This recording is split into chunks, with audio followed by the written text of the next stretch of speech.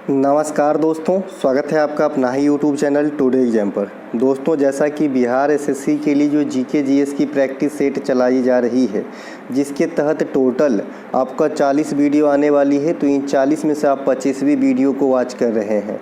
इससे पहले हमने आपको 24 वीडियो प्रोवाइड करा दिए है तथा जो बच्चे पीडीएफ ग्रुप में हैं उनको पीडीएफ भी दे दिया गया है। आशा करते हैं कि आप देखे समझे होंगे और अपने तैयारी को एक नई दिशा की तरफ ले जा रहे होंगे। देखिए दोस्तों, एक प्रश्न के कई सारे फैक्ट होते हैं। ये फैक्ट आपके काफ़ी काम के होते हैं आने वाले सभी एग्जाम के लिए, तो इस फैक्ट को जो है नज़रअंदाज नहीं कीजिएगा। ये फैक्ट ज़्यादा इंपॉर्टेंसी रखती है मेरे क्लास में। साथ ही साथ मैंने आपको बता दिया है कि मैं इस चैनल पे जो भी कंटेंट आपको देता हूँ, चाहे नाम कोई सा भी हो, किसी भी क्लास के लिए है, आपको देखना है। ये इसलिए देखना है दादा, क्योंकि मैं ऐसा तो नहीं कि 15 वीडियो रोज़ बनाता हूँ, अधिक से अधिक 2, लेकिन बहुत 15 दिन से मुझे नहीं लग रहा है कि 2 वीडियो कभी बनाया होगा। एक वीडियो टाइम नहीं है भाई, है ना। तो आपको रोज़ाना देखना है, क्योंकि भाई सबके दिल में वही आत्मा बसता है। तो कल जो मैं पढ़ा दिया हूँ, मुझे लगता है ये तो कल ही पढ़ा दिया हूँ, बच्चे मुझे क्या कहेंगे, इसलिए नहीं पढ़ाऊँगा। तो हो सकता है कि आप चीज़ों से वंचित रह जाए, इसीलिए आपको पूरा देखना है। चलिए पहले प्रश्नों को देखते हैं।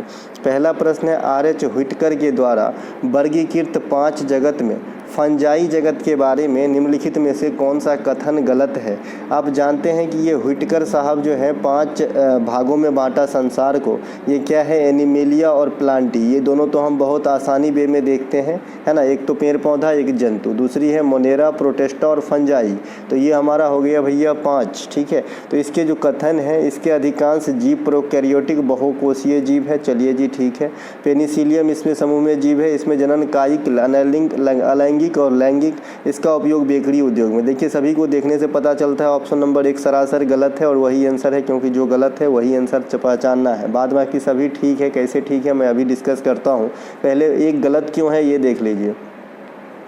इसके अधिकांश जीव बहुकोषीय होता है, ये सही है सर, लेकिन ये प्रोकैरियोटिक जो है ना, ये गलत है सर, ठीक है। इसके अधिकांश जीव जो है ना यूकेरियोटिक होता है, यूकेरियोटिक इस प्रकार से होता है। मैंने आपको बताया था कि ये जो प्रोकैरियोटिक होता है ये गरीब होता है, ये गरीब प्रकार के मतलब सेल है। इसमें बहुत सारे चीज़ के अभाव होती है, लेकिन फंजाई में ऐसा कुछ होता नहीं है। ज़्यादातर जीव जो है बहुकोषीय होती है। हाँ, अपवाद भी है, जैसे ईस्ट जो है फंजाई के अंदर, आपने ईस्ट का नाम सुना होगा। ये जो ईस्ट है जो बेकरी उद्योग में उपयोग होता है, ये सिंगल सेल वाला है, एक कोषीय है। तो ये अपवाद है ना, लेकिन मैक्सिमम जो है ये बहुकोषीय ही होती है, लेकिन यूकेरियोटिक होता है। इसीलिए ऑप्शन नंबर 1 गलत है। यहाँ पे अगर प्रोकैरियोटिक की जगह यूकेरियोटिक होता तो सही हो जाता।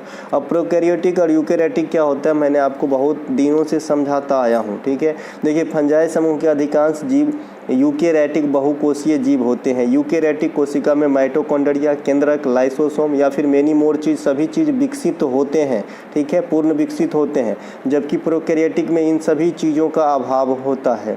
देखिए, यहीं पे जो आपका माइटोकॉन्ड्रिया है, इसे हम पावर हाउस ऑफ सेल कहते हैं, कोशिका का पावर हाउस कहते हैं। लाइसोसोम को जो है सुसाइड वाली थैली बैग कहते हैं, सुसाइड बैग कहते हैं, आत्महत्या की थैली कहते हैं, ठीक है। तो ये भी ध्यान रखेंगे। एक गोल्जी बॉडी भी आता है, उसे हम कोशिका का पुलिसमैन कहते हैं या फिर, है ना, पोस्टमैन कहते हैं। इसके अलावा एगो और होता है कोशिका के अंदर, क्या होता है भाई, गोल्जी बता ही दिया। ये एगो राइबोसोम होता है, उसे प्रोटीन की फैक्ट्री कहते हैं। तो ये कोशिका का कुछ उपनाम है कोशिकांग का, जिसे ध्यान रखना है, ठीक है। बहुत अच्छा शब्द मेरे मुंह से निकला है, कोशिका और कोशिकांग। देखिए, सेल जो है, ये सेल के अंदर अपने कई भाग होते हैं, जैसे mitochondria, lysosome, ribosome, Golgi body, ED होता है, फिर राइबोसोम उसकी कुछ भाग है, रेटुलम, जो भी चीज़ होते हैं, कोशिका द्रव होते हैं, अब केंद्रक होता है। तो ये सब चीज़ जो मैं बोला उसे हम कह देते हैं कोशिकांग। क्या कहते हैं भाई, कोशिकांग। और एक कोशिका का ये सब पार्ट है। जैसे आदमी का शरीर क्या है, एक सिस्टम है, बहुत सारे अंग से मिलके बने हुए हैं, और एक अंग बहुत सारे कोशिका से मिलके बने होते हैं। इस बातों पे थोड़ा दिमाग पे जोर डालिए, समझ जाएंगे, ठीक है। इसके अलावा कोशिका की खोज रॉबर्ट हुक ने करा था 1665 ईस्वी में, लेकिन ये डेड सेल का खोज करा था या फिर सिर्फ इन चीज़ों का नेम दिए थे, ठीक है, सिर्फ नामाकरण किए थे, या फिर डेड चीज जो डेड कोशिका है उसकी खोज करे थे।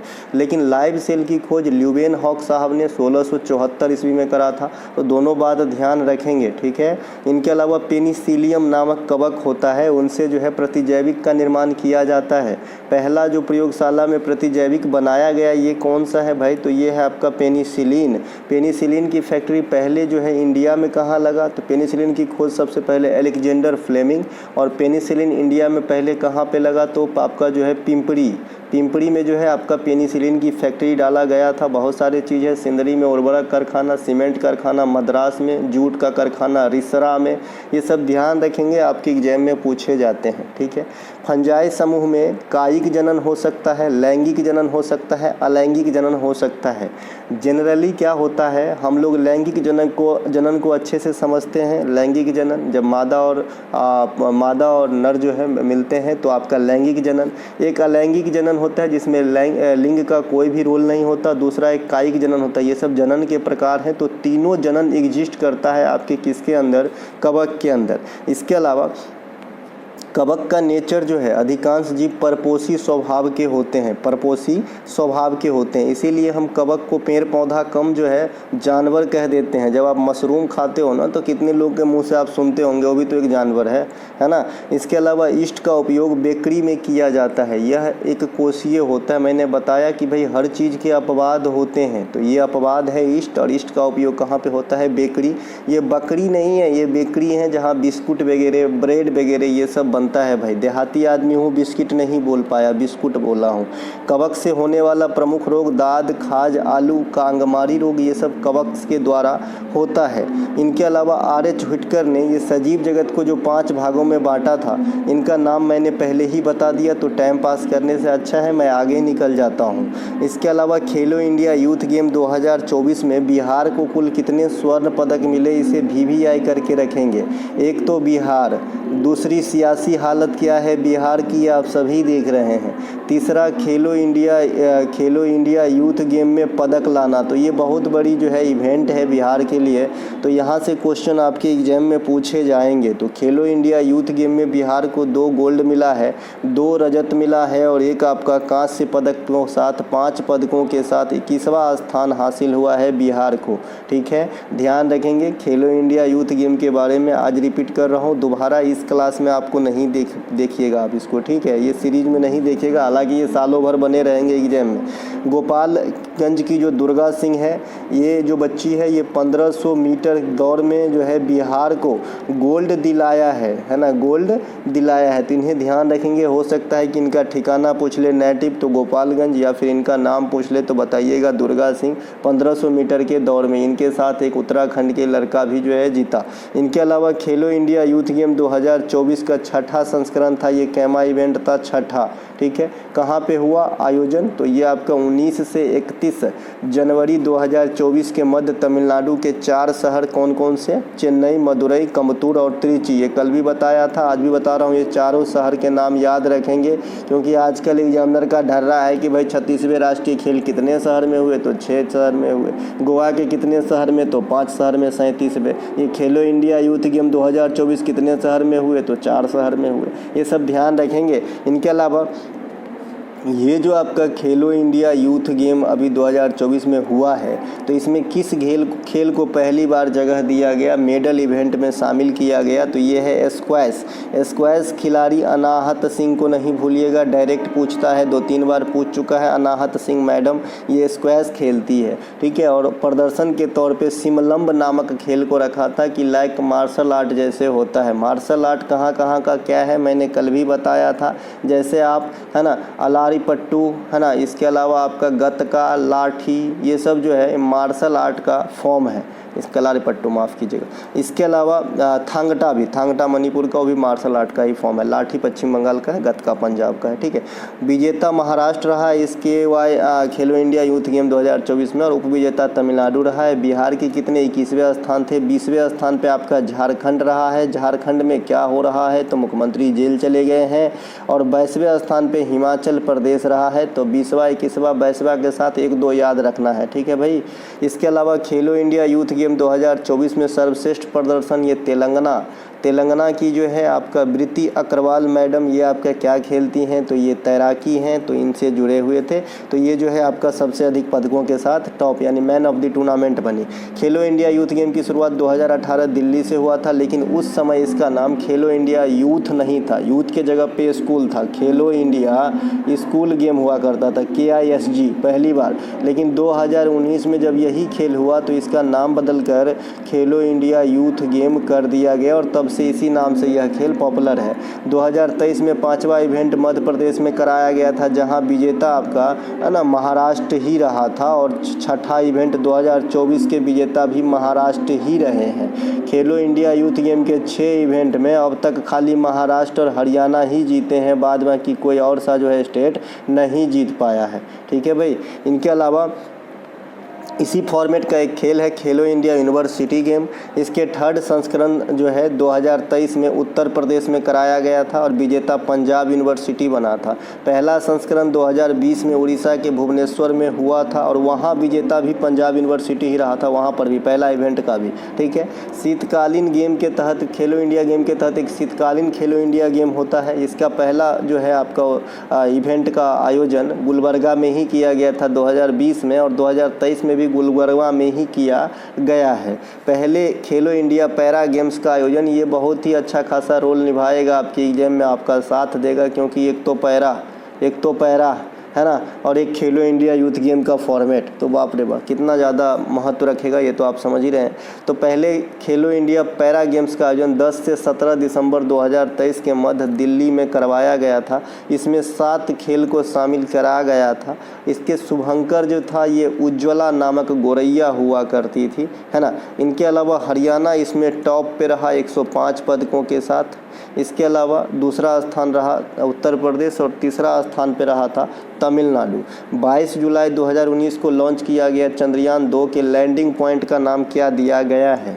देखिए आप लोग चंद्रयान 3 क्योंकि सफल हो गया तो आप सभी जेहन में रखे होंगे कि ये जहाँ पे उतरा उनका नाम क्या है, तो भाई शिव शक्ति पॉइंट है। तो हमने चंद्रयान 2 का भी नाम याद रखने के लिए बताया, तो इनका नाम भैया तिरंगा है। क्या है? तिरंगा है।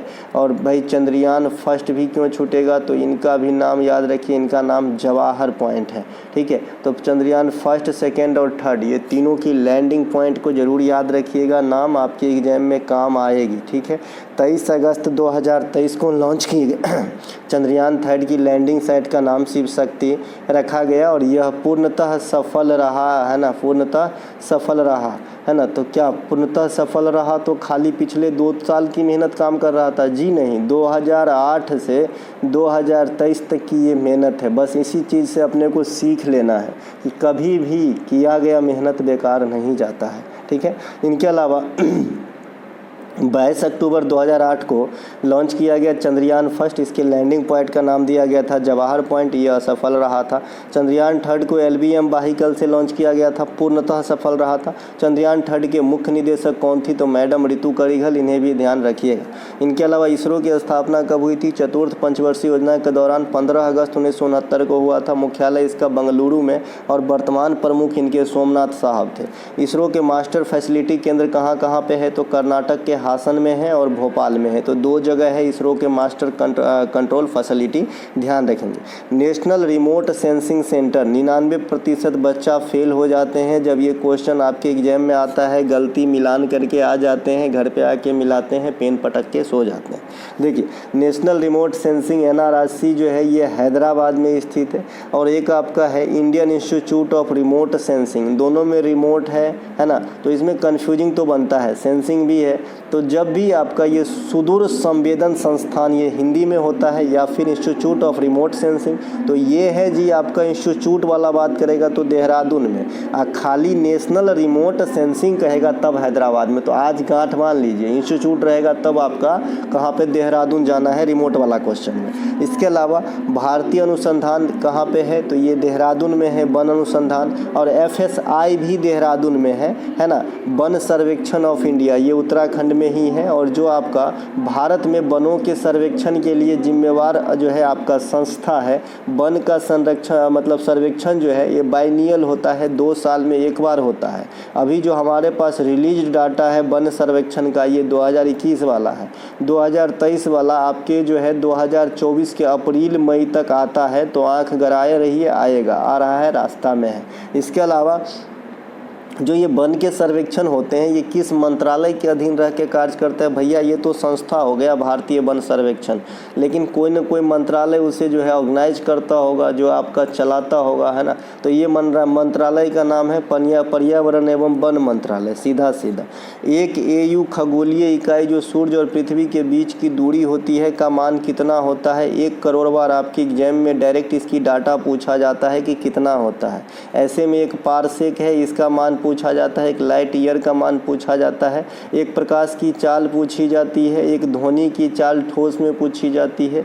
ये सब डायरेक्ट आंकड़ा मांगता है। एक हॉर्स पावर पूछा जाता है, एक बैरल में कितने लीटर ये पूछा जाता है, एक नॉटिकल मील में कितने मीटर ये पूछा जाता है। ये सब डायरेक्ट आपको आंकड़ा मांगता है एग्जामिनर, ठीक है मेरे भाई, है ना। ये एक्सपीरियंस शेयर कर रहा हूँ और कोई जो है थेसिस नहीं दे रहा हूँ कि आपको डराने की कोई मेरा विचार नहीं है, ठीक है। तो भैया ये जो आपका एक AU होता है ये 1.496 × 10 के पावर 11 मीटर होता है। इसे ज़रूर ध्यान रखें। ये सूर्य से पृथ्वी के बीच की दूरी भी है ना। और यही पृथ्वी और सूर्य से बीच की दूरी से 2 क्वेश्चन बनता है। एक तो आपका 4 जुलाई को ये घटना घटित होती है जिसे हम अपसौर कहते हैं, और एक 3 जनवरी को घटना घटित होती है जिसे हम उपसौर कहते हैं। आप मतलब ऊपर, तो सूर्य और पृथ्वी से जो ज़्यादा दूरी होती है, ज़्यादा ऊपर चले जाते हैं सूर्य, तो इसे अपसौर कहते हैं। जो फिक्स डेट है 4 जुलाई, अमेरिका का राष्ट्रीय दिन भी है 4 जुलाई, तो दोनों को ध्यान रख सकते हैं। और 3 जनवरी को क्या होता है भाई, तो दोनों को न्यूनतम दूरी होते हैं दोनों के बीच में, तो उसे हम उपसौर कहते हैं, जो आगे मिलेगा आपको।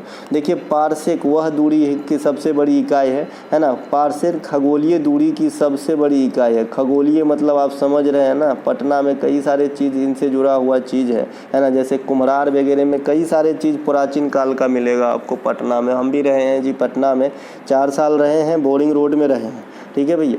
तो ये एक पारसेक के मतलब होता है आपका 3.26 लाइट ईयर। तो अब लाइट ईयर कितना होता है, प्रकाश वर्ष का वैल्यू क्या होता है? तो प्रकाश वर्ष की वैल्यू होता है दादा 9.46 × 10 के पावर, है ना, 15 मीटर या 12 किलोमीटर, क्योंकि आप जानते हैं 3 जीरो कम हो जाएगा, 1000 मीटर का 1 किलोमीटर होता है। इसके अलावा नॉटिकल माइल है, जो समुद्री और महासागरों की दूरी मापने के लिए उपयोग किया जाता है। नॉटिकल नॉट में मापते हैं हम, अगर हम समुद्र में यात्रा कर रहे हैं नाविक के वगैरह के द्वारा।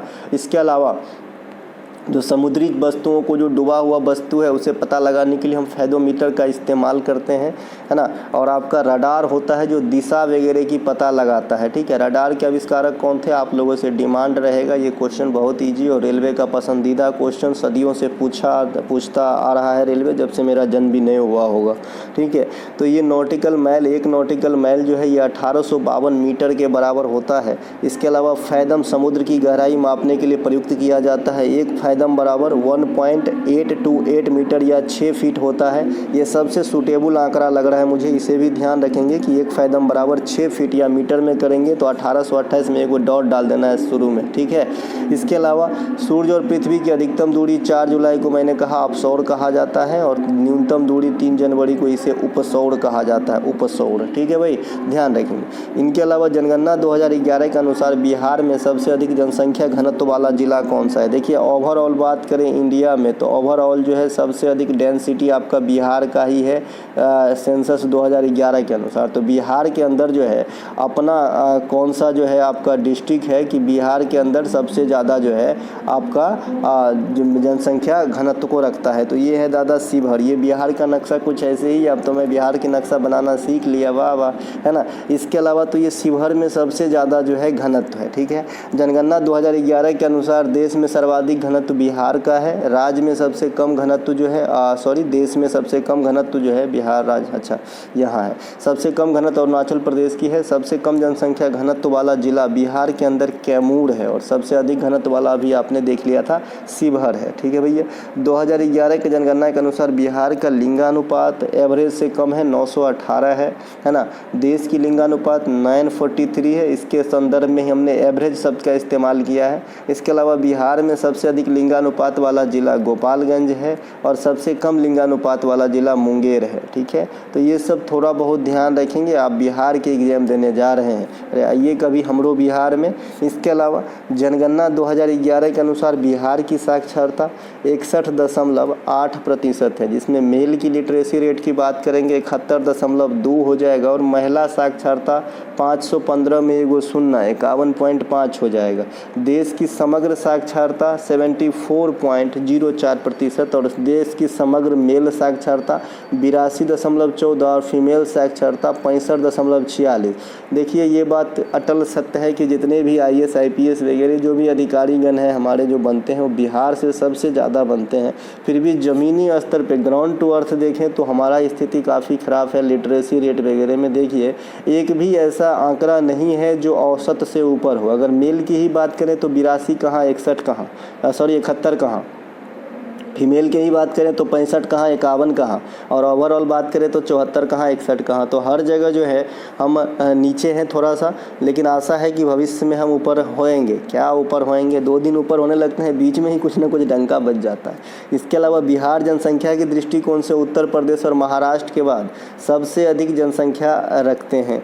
तीसरा सबसे अधिक जनसंख्या है और वही वो 3 स्टेट है जिसकी जनसंख्या 2011 की जनगणना के अनुसार 10 करोड़ से पार था। ठीक है भाई, एक तो 20 करोड़ के पास था कौन, यूपी का। अब तो इस बार का डाटा आने दीजिए, मेरे ख्याल में यूपी का खाली यूपी का कम से कम 27 तो नहीं, कम से कम 25 करोड़ होगा। इनके अलावा साथिया लोक नृत्य किस राज्य से संबंधित है, तो ये गुजरात से है। साथिया, कोई बच्चा सत्रिया सोच रहा है तो सही तो सोच रहा है, लेकिन आंसर गलत ना जाना भैया, ये सत्रिया है, ये क्लासिकल डांस है, ये असम का है। ठीक है, ये 8 क्लासिकल डांस में एक सत्रिया भी है, शंकर देव साहब के द्वारा शुरू किया गया था और ये असम राज्य से ताल्लुक़ रखते हैं, है ना। और ये गुजरात का साथिया है। साथिया तूने क्या किया, ये वाला साथिया है ये। ठीक है भैया। इसके अलावा गुजरात के अन्य प्रमुख लोक नृत्य में सिद्धि धमाल नृत्य होता है, गरबा होता है, डांडिया होता है, टिप्पानी, भवई, डांगी, हूदो और रास। इसमें देखिए ये जो आपका नृत्य है भवई, ये गुजरात ऑप्शन में नहीं रहेगा तो राजस्थान से काम चला लीजिएगा। इसके अलावा जो ये अभी आपका ये गरबा जो डांस है, इसे अभी यूनेस्को ने अधिकृत कर जो है आपका इसे दर्जा दिया है, तो इसे भी ध्यान रखेंगे। यूनेस्को बहुत सारे नृत्य को दिया भाई, कलबेलिया सबको भी दिया जो राजस्थान का है। इनके अलावा गुजरात की प्रमुख त्यौहार में उत्तरायण, मोढेरा नृत्य महोत्सव, माधोपुर मेला, पतंग महोत्सव, मकर संक्रांति के अवसर पे, है ना। तो ये सब जो है आपके गुजरात के प्रमुख त्योहारों में से हैं, इन्हें ध्यान रखना है। इनके अलावा जैन धर्म के प्रमुख त्यौहार पर्युषण, आप जानते हैं ना कि जैन धर्म के प्रमुख त्यौहार पर्युषण होता है। ये दिल्ली पुलिस, CRPF और SSC ने 3 बार पूछा और उससे पहले इत्तेफाक से बता रखा था मैं ये चीज़ को। ठीक है, क्योंकि मैं इधर रहता हूँ, ये काफ़ी स्ट्रिक्ट पर्व होते हैं। वैसे जैन धर्म में अगर नियम देखा जाए काफ़ी स्ट्रिक्ट होता है, धन्य है वो लोग जो फॉलो करते हैं। जैन धर्म के प्रमुख त्यौहार पर्युषण गुजरात, महाराष्ट्र, राजस्थान में मनाया जाने वाला त्यौहार है। अगर आपसे पूछे जनगणना 2011 के अनुसार सबसे अधिक जैन समुदाय के लोग कहाँ निवास करते हैं, तो मन में तो आता है कि गुजरात मार दो, लेकिन अगर निवास की बात करेंगे तो फिर महाराष्ट्र हो जाएगा। ज़्यादातर जैनिनी जो है ये महाराष्ट्र में रहते हैं। गुजरात की हड़प्पा कालीन स्थल लोथल और धोलावीरा, ये भी गुजरात में है, हड़प्पा कालीन साइट है। लोथल की खोज रंगनाथ राव ने किया था जो भोगवा नदी के किनारे स्थित है। और अगर शहर के रिलेशन से देखें तो ये अहमदाबाद के किनारे हैं। वहीं धौलावीरा का खोज RS बिष्ट ने किया था, RS बिष्ट, इस प्रकार से RS बिष्ट ने किया था, है ना। और ये गुजरात के कच्छ क्षेत्र में है। देखिए जो बच्चे बुक के लिए बोल रहे हैं कि मैं बुक छपवाऊँ, तो मैं आपको सीधा सीधा बता देता हूँ, मैं जैसा बाहर से हूँ वैसे अंदर से हूँ, कोई भी छल कपट मेरे अंदर नहीं है। और कहीं ना कहीं इसी का परिणाम है कि मैं अपने बहुत बुरे दिन से, इतने अच्छे तो नहीं लेकिन एक रोजी रोटी तक ज़रूर पहुंच गया। ठीक है, तो ये जो है क्या है कि मैं अभी इस लायक सामर्थ्य नहीं है मेरा कि मैं किताब छपवा पाऊँ। मेरे ख्याल में इस चीज़ को मैं जानता भी नहीं हूँ कि कैसे होता है, और अगर होता भी होगा तो 1-2 लाख से कम क्या लगता होगा। ठीक है, तो मेरे पास अभी इतना नहीं है, लेकिन आने वाले समय में अगर ठीक ठाक मैं रह गया तो फिर देखेंगे। फ़िलहाल आप लोगों को ऐसे ही पढ़िए, जो दे रहा हूँ पढ़िए। धौलावीरा को 2021 में यूनेस्को में शामिल किया गया था। एकमात्र हड़प्पा कालीन नगर जो 3 भागों में विभाजित था। ये बात को इम्पोर्टेंस रखिएगा, क्योंकि मैं देख रहा हूँ पिछले 7 से 8 महीने में 2 बार ये क्वेश्चन रिपीट हो गया। खेल के मैदान का साक्ष्य भी यहीं से प्राप्त हुआ था, कहाँ से, धौलावीरा से, और कहीं से नहीं। बाद बाकी हड़प्पा कालीन सभ्यता के बारे में एक बात आपको बता चुका हूँ।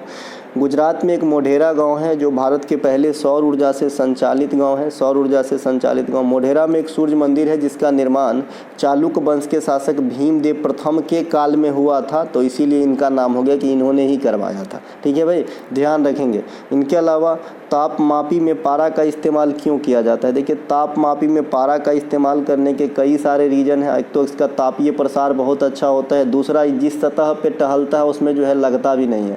गांव घर में एक अरुआ का पत्ता होता है, आप लोग जो शहरी बच्चे हैं ये नहीं जानेंगे। शहरी बच्चे इसका सब्जी जरूर खाते हैं क्योंकि 4 पत्ता 50 रुपये में बेचता रहता है। मैं भी कई दिन खरीद के खाया हूँ इस चीज़ को, है ना। गाँव घर में एक अरुआ का पत्ता होता है, इस पर आप पानी फेंकोगे ना, ऐसा पानी गिरता है ना भाई साहब, देखने में बड़ा मज़ा आता था। तो पहले तालाब के किनारे होते थे तो हम लोग फेंकते थे उस पर पानी, बहुत अच्छा लगेगा देखने में, एकदम फिसलता है पानी उस पर। तो ऐसा ही सेम है पारा का भी काम कि जिस दीवार पे, जिस नली के दीवार पे, जिस पारद मीटर के अंदर जो आपका सतह होता है उसे गीला बिना चिपचिपा किए हुए ही आगे प्रसार करता है और हटने के बाद एकदम साफ दिखता है। तो एक कारण तो ये भी है कि यह दीवार से नहीं चिपकता, और भी कारण में आएंगे तो आगे देखेंगे। पारा का जो परमाणु क्रमांक है 80 होता है, इसका सूत्र आपका Hg होता है। ठीक है, द्रव्यमान संख्या 200, एग्जैक्ट 200 नहीं लेकिन 200 होता है, क्योंकि बहुत सारे चीज़ जो है जैसे 15.999 तो इसे हम 16 मान लिए, कहाँ हम इसे जो है दशमलव में कैरी करेंगे। इसके अलावा आधुनिक आवर्त सारणी के समूह 12 में स्थित है। क्या? Hg की बात हो रही है, यानी पारा की बात हो रही है। यह कमरे के टेम्परेचर पे लिक्विड फॉर्म में पाए जाने वाली आपका मेटल है, धातु है। पारा सुचालक होते हैं विद्युत के। ठीक है, ये आपके सामने थोड़ा सा ये पीरियोडिक टेबल कई बार आपने देखे होंगे। पीरियोडिक टेबल में क्या होता है भाई, 18 आपके जो है वर्ग हैं। 18 वर्ग में 3 से जो है 12 तक मैंने कहा था डी ब्लॉक होता है, पहला दोनों जो है एस ब्लॉक होता है। इधर ऊपर के यानी 13 से 18 ये आपका है ना क्या हो जाएगा, पी ब्लॉक, और नीचे क्या हो जाएगा, एफ ब्लॉक। ऐसा याद रखना है। फिर अक्रिय गैस कहाँ रहता है, सबसे लास्ट 18 में। आपका हेलोजन कहाँ रहता है, 17 में। इसके अलावा पहले दोनों को क्या कहते हैं, अल्कलाइन मेटल कहते हैं, क्षारीय तत्व कहते हैं, और 2 को स्पेशली क्या कहते हैं, पृथ्वी क्षारीय तत्व कहते हैं। आवर्त सारणी में 18 7 है, 18 को जो आपका समूह है, 7 को जो आपका वर्ग है। इस आवर्त सारणी की खोज करता है। ये जो प्रिंट है ये किसका है, ये मोसले का है। हालांकि मेंडलीव की मत भी आधुनिक आवर्त सारणी से ही मिलता था। ये परमाणु क्रमांक पे स्थित है, लेकिन जो मेंडलीव साहब का आवर्त सारणी था वो परमाणु भार पे स्थित थे। मेंडलीव साहब में 63 तत्व हुआ करते थे, ये वाला आवर्त सारणी में गिनेंगे तो 118 तत्व है। 118 में कैसा क्या है बता दिया था, 91 20 और 7। ठीक है, अब ये पीडीएफ के बारे में थोड़ा सा जानकारी, जो बच्चे एसएससी की तैयारी करते हैं और वास्तव में तैयारी करते हैं कि भाई हमें नौकरी लेनी है, हमें जीके जीएस के अंदर, मैं सिर्फ जीके की बात कर रहा हूँ, बाद में कि आपके सेक्शन अच्छे होंगे तभी आप एसएससी में आए हैं या फिर कर लेंगे अच्छे। तो जो भाई जीके जीएस की सेक्शन है, मुझे पक्का में नंबर चाहिए, हुसना नहीं है। तो आपके मैं बता रहा हूँ, या ऑफर में मैं दे रहा हूँ, 70 में पहले 90 था, अभी 70 में जो है 113 क्लास का आपको पीडीएफ मिलेगा, जिसमें 57 और 21 ये क्लास जो बच्चे ले लिए हों अपना माइनस कर सकता है कि भाई मैं ये पहले ले चुका हूँ, ये नहीं चाहिए मुझे, या मैं कंबाइंड वाला भेज दूंगा लेकिन इसका पैसा नहीं लगेगा फिर अगर लिए हैं आप तो, क्योंकि वहाँ पे आपका अगर लिए होंगे तो नाम होगा। इसके अलावा टॉपिक वाइज सब में मुफ्त मिलेगा। अभी जो आप क्लास देख रहे हैं ये बिहार एसएससी के लिए है, बिहार के एग्जाम के लिए मात्र 35 रुपये में 40 क्लास मिलेंगे। आज 25वां देख रहे हैं।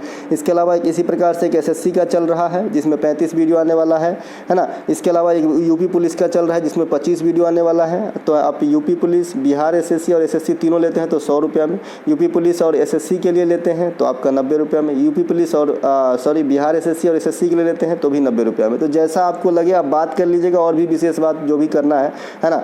जैसे ऐसा नहीं कि भाई एकदम स्ट्रिक्ट ही है, तो ये आपका नंबर है ना, इस पर आप कर सकते हैं, या फिर डिस्क्रिप्शन में लिंक दिया गया इन्हीं व्हाट्सएप का आप बात कर सकते हैं। चलिए, पारा को जो है Hg कहते हैं, पारदर्शक होता है, उच्च तापमापी गुण रखते हैं, इसीलिए इसका इस्तेमाल करते हैं। सिनेबार का सूत्र Hgs होता है जो पारा का ओर है, अयस्क है। इनके अलावा अत्यधिक उच्च टेम्परेचर को मापने के लिए हम पैरोमीटर नामक जो है यंत्र का प्रयोग करते हैं। अमीटर से हम विद्युत धारा मापते हैं। ज़्यादातर अमीटर ही पूछता है, पता नहीं एग्जामिनर को क्या मिलता है।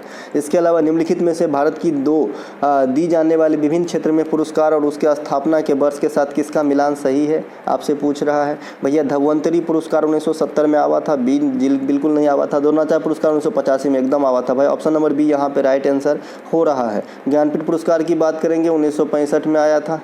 और आपका ग्रैमी अवार्ड की बात करेंगे तो ये भी 1961 में नहीं है। ठीक है, तो ये सब जो है आपको ध्यान रखना है। इसके अलावा 2000 तो जो गलत है वही पहचानना है ना, तो एक ही गलत हो गया, सॉरी सही है वही पहचानना है, तो दोनों चार्ज हो गया। 2000 पुरस्कार की शुरुआत 1985 में हुआ था। ये पुरस्कार में थोड़ा सा क्लू है, भले ये खेल क्षेत्र का है लेकिन किन्हें दिया जाता है, तो सिर्फ प्रशिक्षक को दिया जाता है जो कोचिंग फैसिलिटी प्रोवाइड कराता हो। देखिए 2023 के लिए 8 जो है कोचेस को ये पुरस्कार दिए गए हैं। 8 में 5 आपका रेगुलर श्रेणी के हैं, 3 आपका लाइफ टाइम अचीवमेंट वाली श्रेणी के हैं। इससे पहले हमने एक क्लास में आपको जो आपका कौन सा पुरस्कार था वो मुझे अभी याद नहीं आ रहा है, उसमें जो आपका मेजर ध्यानचंद पुरस्कार है उसके बारे में हमने लाइफ टाइम और जो है सात्विक साईराज और चिराग शेट्टी को तो कॉमन वाला मिला है, वो लाइफ टाइम वाला मिला था, वो भी बताया था, तो वो भी ध्यान रखिएगा। ये जो 5 गो हैं, ललित कुमार ये रेसलिंग में है, आरबी रमेश चेस में है, para athletics Mahavir Prasad Saini, hockey में शिवेंद्र सिंह और आपका मलखंब में गणेश प्रभाकर धुबरकर। इसके अलावा जो आपका ये जो है ना ये ज़्यादा इंपॉर्टेंसी रखता है लाइफ टाइम अचीवमेंट वाला में श्री जसकीरत सिंह ग्रेवल गोल्फ में, श्री भास्करन ई कबड्डी में, जयंता कुमार फुसीलाल ये टेबल टेनिस में, तो इसे भी ध्यान रखेंगे। देखिए भास्कर से एक शब्द याद आया, आप बिहार का एग्जाम देने जा रहे हैं, बिहार में जो जातीय जनगणना हुआ था उसमें भास्कर एक जाति है जो सबसे कम पाया गया। ठीक है, इनके अलावा धन्वंतरी पुरस्कार चिकित्सा के क्षेत्र में दिया जाता है। इसकी शुरुआत जो है धन्वंतरी पुरस्कार की ये 1971 में हुआ था। भगवान धन्वंतरी चिकित्सा के लिए जाने जाते हैं, जो भी डॉक्टर के कक्ष में आप जाएंगे एक मूर्ति लगाए रहते हैं भगवान धन्वंतरी की, है ना। ग्रैमी अवार्ड संगीत के क्षेत्र में दिया जाता है। इस पुरस्कार की शुरुआत जब DRDO की स्थापना हुआ था उसी साल हुआ था 1958 में। ग्रैमी अवार्ड भारत के लिए पहली बार ग्रैमी अवार्ड जीतने का कारनामा पंडित रविशंकर साहब ने किया था, जिन्होंने वेस्ट मीट्स ईस्ट नामक जो है अपनी प्रस्तुति के लिए 1968 में ग्रैमी अवार्ड पहली बार जीते थे। और सबसे अधिक 5 टाइम ग्रैमी अवार्ड अब तक जो है भारतीय जीतने का रिकॉर्ड ये भी रविशंकर साहब के नाम ही है। सबसे अधिक 5 बार ग्रैमी अवार्ड जीते हैं भारतीयों में। 2022 और 2023, इससे पहले 2015, यानी 3 ग्रैमी अवार्ड के साथ जो है अब आपका 3 अवार्ड जीत चुके हैं। कौन भैया? रिकी केज। कहाँ गया? इसका नाम नहीं है, ये रिकी केज। ठीक है, 2022 और 2023 में लगातार मिला है और 2015 में मिला था। इनके अलावा ज्ञानपीठ पुरस्कार की शुरुआत 1965 में होती है, साहित्य के क्षेत्र में दिया जाता है। वर्ष 2021 के लिए 57वां ज्ञानपीठ पुरस्कार दामोदर मौजे को दिया गया जो कोंकणी भाषा का है। इससे पहले नीलमणि फूकन को दिया गया था 56वां। ठीक है भाई, और पहला ज्ञानपीठ पुरस्कार की विजेता शंकर कुरूप मलयाली भाषा के लिए। ठीक है, इसके अलावा खेल के क्षेत्र में अर्जुन पुरस्कार की शुरुआत 1961 में हुआ था, है ना। मेजर ध्यानचंद पुरस्कार जो बदला हुआ नाम है, पहले इनका नाम हुआ करता था राजीव गांधी खेल रत्न पुरस्कार, 2021 में इसका नाम बदल दिया गया। तो इस पुरस्कार की शुरुआत जो है राजीव गांधी खेल रत्न के नाम से 1991 में। ठीक है भाई, भारत रत्न की शुरुआत 1954 में हुआ था। 2024 के लिए एकमात्र विजेता कर्पूरी ठाकुर को जो है दिया गया, जो बिहार में पहले कौन कौन से पोस्ट पे रह चुके हैं फिर से मेंशन कर रहा हूँ, याद रखिएगा। ये मुख्यमंत्री रह चुके हैं, उप मुख्यमंत्री रह चुके हैं और शिक्षा मंत्री भी रह चुके हैं। तो ये 3 पोस्ट को होल्ड किए हैं, पेशे से एक टीचर हुआ करते थे। इसके अलावा द्रव्यों के दाब का नियम किसने दिया था? देखिए द्रव्यों में जो दाब का नियम है ये पास्कल साहब ने दिया था, है ना। दाब का एसआई मात्रक पास्कल होता है। पास्कल के सिद्धांत पर हाइड्रोलिक लिफ्ट, हाइड्रोलिक ब्रेक इत्यादि कार्य करते हैं। जो आपने बड़े बड़े हाइड्रोलिक से जो खड्डा वड्डा खोदते देखे होंगे, मोटा सा पाइप निकलता है, क्रेन टाइप से गाड़ी रहती है ना, वो सब हाइड्रोलिक है भाई। आजकल टेलर भी आ गया है, सीधे पीछे से एक सॉकर टाइप से उठता है और सामान को नीचे गिरा देता है, नहीं तो पहले कुदाल से गिराना होता था। इसके अलावा द्रव में जो है दाब बढ़ने से इसका जो है क्वथनांक आपका जो है बढ़ जाता है। वायुमंडलीय दाब को किससे मापते हैं? बैरोमीटर में मापते हैं। बैरोमीटर से मौसम का पूर्वानुमान भी लगाया जा सकता है बैरोमीटर के रीडिंग से, यानी अगर एकाएक गिर गया तो तूफान आएगा, धीरे धीरे ऊपर चढ़ रहा है तो साफ मौसम रहने की संभावना है। ग्रहों की गति का नियम किसने दिया था? केपलर साहब ने दिया था। ब्रह्मांड में बिग बैंग थ्योरी ये सबसे सर्वमान्य थ्योरी है ना, तो इनका जो प्रतिपादन किए थे कौन किए थे? जॉर्ज लमेतर ने किए थे, ये ध्यान रखेंगे। विद्युत अपघटन तथा विद्युतीय चुंबकीय प्रेरण का सिद्धांत कौन दिए थे? माइकल फैराडे साहब ने दिए थे, ये बात भी ध्यान रखेंगे। जनरेटर वगैरह जो है इनके काम सिद्धांत पे कार्य करता है। ट्रांसफार्मर जो है ना ये भी आपका जो है विद्युत चुंबकीय प्रेरण सिद्धांत पे ही कार्य करता है। ठीक है, यहाँ पे देखिए इस पे कार्य करता है ट्रांसफार्मर। ट्रांसफार्मर क्या होता है कि AC करंट में ही सीधा काम करता है। जैसे मान लीजिए कि आपका ट्रांसफार्मर जो गांव घर में लगा रहता है 440 वोल्ट का लगा रहता है, तो वो क्या करता है, पहले जो आपकी सप्लाई आती है गाँव घर में, मान लीजिए ट्रांसफार्मर का डब्बा है, यहाँ पे 2 वायर आए, तो ये जो सरकार जहाँ से बिजली उत्पादन से आ रहा है तो ये 440 वोल्ट जनरली जनरली आता है। अब अपने घरेलू परिपथ में कितना चाहिए भैया, तो घरेलू परिपथ में चाहिए हमें 230, यानी हमारा इंडिया में घरेलू परिपथ में 230 AC वोल्ट चलता है। ठीक है, तो ये 230 करने के लिए हमें क्या करना पड़ेगा, इसे स्टेप डाउन ट्रांसफार्मर लगाते हैं। तो 440 लेके उसे जो है मिनिमाइज कर देता है, एक तरीक़ा से मतलब कम कर देता है। आपको क्या बोलते हो उसको, बड़ा सा फाइल को छोटा करने के लिए क्या बोलते हो, है ना, कंप्रेस। तो ऐसे ही समझ लीजिए यहाँ पे। तो यहाँ से 230 निकल के अब हमारे और आपके घर में जाता है। तो ट्रांसफार्मर का काम सिर्फ यही है कि कम को ज़्यादा बनाना, ज़्यादा को कम बनाना। 440 से अभी मुझे कम लगा तो 230 बना लिया। अब मान लीजिए कि हमारे पास जो है 110 वोल्ट है ना। अब मान लीजिए कि 230 वोल्ट है। इसी 230 को फिर से हमें जो है कोई ऐसा इक्विपमेंट है जहाँ पे मुझे इसको जो है 400 वोल्ट की ज़रूरत है, तो एक ऐसा ट्रांसफर स्टेप अप होगा कि 230 देने के बाद 400 बनेगा। ये डिसाइड करता है उनके बनावट पे। तो ट्रांसफार्मर कई प्रकार के होते हैं, स्टेप अप होते हैं, स्टेप डाउन होता है और एक वो कॉन्स्टेंट होता है। कॉन्स्टेंट ट्रांसफर को हम CVT कहते हैं कि आप जितना दोगे उतना ही आपको जो है आउटपुट मिलेगा, जितना आप दोगे उतना ही आउटपुट मिलेगा। ठीक है, ये भी एक ट्रांसफार्मर का रूप है। इसका यूज कम होता है, इसका यूज जो है बड़े जो आपका इंटरप्टेड पावर सप्लाई वगैरह होता है वहाँ पे होता है CVT का यूज, है ना। जैसे आप इंटरप्टेड पावर सप्लाई को कैसे समझ सकते हैं, जैसे कंप्यूटर के पास जो UPS लगा होता है आपका कि भाई सप्लाई चला भी गया तो कुछ समय जो है उस पर अपने आप लोड आता है बिना कंप्यूटर आपका बंद हुए, ऐसा ही समझिए। ठीक है, इसके अलावा गति का नियम, गुरुत्वाकर्षण का नियम, शीतलन का नियम, ये सभी के सभी न्यूटन साहब ने दिया था।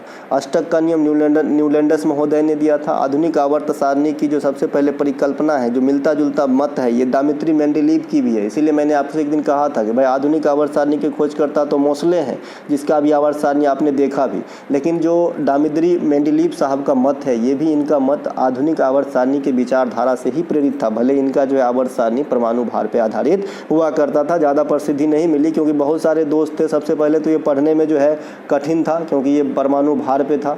दूसरी बात, इसमें तत्वों के लिए बहुत सारे जगह बीच में खाली छोड़े गए थे और 63 तत्व थे। आधुनिक वाला जो भी आवर्त सारणी है काफ़ी ईजी है पढ़ने में, जो अभी चल रहा है। इसके अलावा अगस्त 2023 में INS बिंदगिरी का उद्घाटन किसने किया, तो INS बिंदगिरी का उद्घाटन जो है ये राष्ट्रपति द्रौपदी मुर्मू साहिबा ने किया था। 17 अगस्त 2023 को कोलकाता में राष्ट्रपति द्रौपदी मुर्मू ने INS बिंदगिरी का उद्घाटन किया। स्पोर्ट्स का निर्माण कोलकाता, अच्छा इस पोत का निर्माण होगा, ठीक है, इस पोत का निर्माण, है ना, स्पोर्ट्स लिखा गया।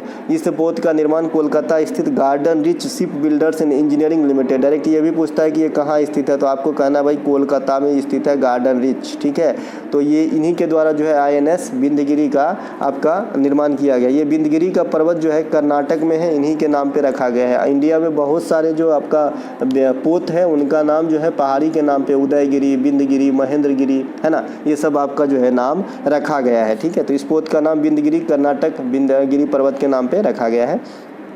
सितंबर 2023 में Mazagon dock ship builders limited, ये गोवा में स्थित है, इनके द्वारा जो है INS महेंद्रगिरी लॉन्च किया गया है। महेंद्रगिरी उड़ीसा में जो चोटी है उसके नाम पे रखा गया है। इसके अलावा भारत का पहला स्वदेशी विमान वाहक पोत INS विक्रांत, क्योंकि जानते हैं कि INS विक्रांत की कहानी बहुत जो है आपका पुराना है इंडिया में, लेकिन वो स्वदेशी निर्मित नहीं था। तो स्वदेशी निर्मित जब हम बनाए तो उसी पोर्ट के नाम पे इसका भी नाम हमने दे दिया INS विक्रांत। तो ये कौन बनाया है, कोचिन शिपयार्ड लिमिटेड ने बनाया है। ठीक है, ये पहला जो है आपका भारत में स्वदेशी विमान वाहक पोत है। विमान वाहक पोत नाम से स्पष्ट है ना दादा, क्या वाहक क्या ढोएगा। इसके अलावा हीरा में कौन सी संरचना पाई जाती है, तो हीरा में बात करें तो चतुष्फलकीय संरचना पाई जाती है।